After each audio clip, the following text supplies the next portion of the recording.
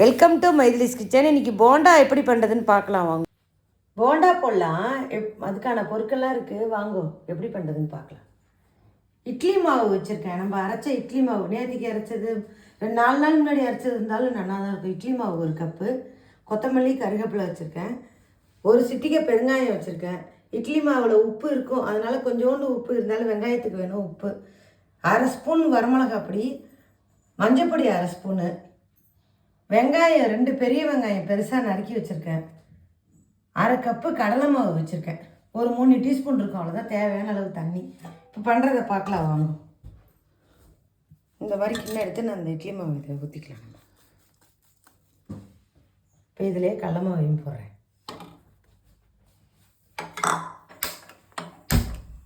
எண்ணெய் காயிட்டு அதுக்குள்ளே கலந்துட்டுல வெங்காயம் போட்டுறேன். இதில்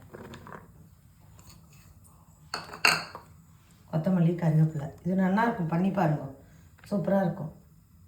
மஞ்சப்பொடி, பச்சை மிளகாய் வேணால் போடலாம், குழந்தையெல்லாம் கடிபடும், அதனால் போடலாம். இதில் உப்பு இருக்கும், இருந்தாலும் கொஞ்சோண்டு உப்பு. நமக்கு தண்ணி வேணும், தண்ணி தேவைப்படாது, வேணால் பார்த்துட்டு நீங்கள் ஊற்றிக்கலாம். இது நல்லாயிருக்கும், பண்ணி பார்க்கலாம். எல்லோரும் ஸ்நாக்ஸு மாதிரி குழந்தையெல்லாம் ஸ்கூலுக்கு போய்ட்டு வந்தால் ரொம்ப நல்லாயிருக்கும், சாப்பிட்லாம். சிம்பிள் ரெசிபி தான், ஆனால் நல்லாயிருக்கும், பண்ணி பாருங்க. பண்ணி பார்த்துட்டு எல்லோரும் கமெண்ட் பண்ணுங்க. இந்த நான் குட்டி ஸ்பூனால் 1 ஸ்பூன் சோடாப்பு போட்டுக்கிறேன், இட்லி சோடாப்பு. அது கொஞ்சம் நல்லா இதுவாக இருக்கும், அதுக்காக ப்ளப்பியாக வரும், அதுக்காக போட்டுருக்கேன். என்ன போட்டுக்கலாம், இது அவாவா விருப்பம்தான், தேவையில்லைன்னா விட்டுடலாம், பரவாயில்ல, நல்லாயிருக்கும்.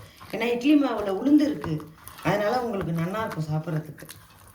ஒரு 5 நிமிஷம் ஊறட்டும், அதுக்குள்ளே எண்ணெயும் காஞ்சிரட்டும், நம்ம போடுறது பார்க்கலாம்.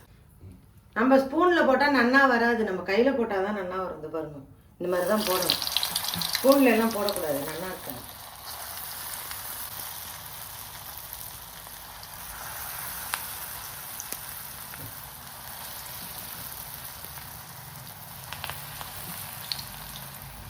அவ்வளோதான், 6-7 போண்டா போடலாம், வேகட்டும். இது ரொம்ப நல்லா இருக்கும், பண்ணி பாருங்க.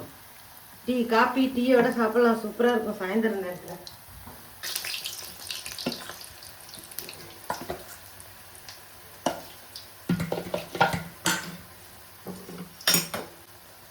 பாருங்க, திருப்பேன், ஜோராக இருக்கும் பாருங்க, எப்படி இருக்கு பாருங்க. வடமாவு அரைக்கலன்னு நினச்சா டக்குன்னு இதை போட்டுடலாம், சாப்பிடணும் போல இருந்ததுன்னா. பாருங்க, எடுத்து காட்டுறேன் பாருங்க, சூப்பராக இருக்கும்.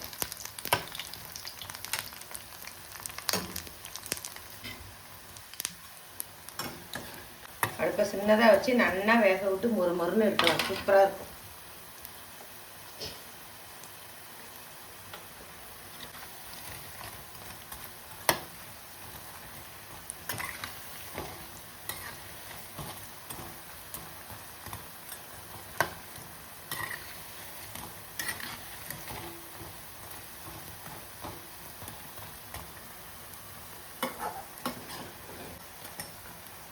முக்கால்வாசி வந்துருக்கு, எடுக்க போகிறோங்க.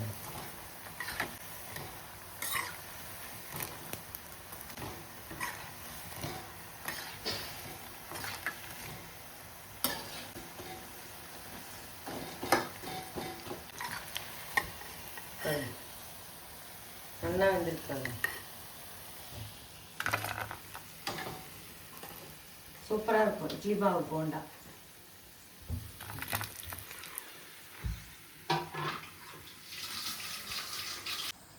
இட்லி மாவு போண்டா ரெடி. எல்லாரும் பார்த்துட்டு பண்ணி பாருங்க.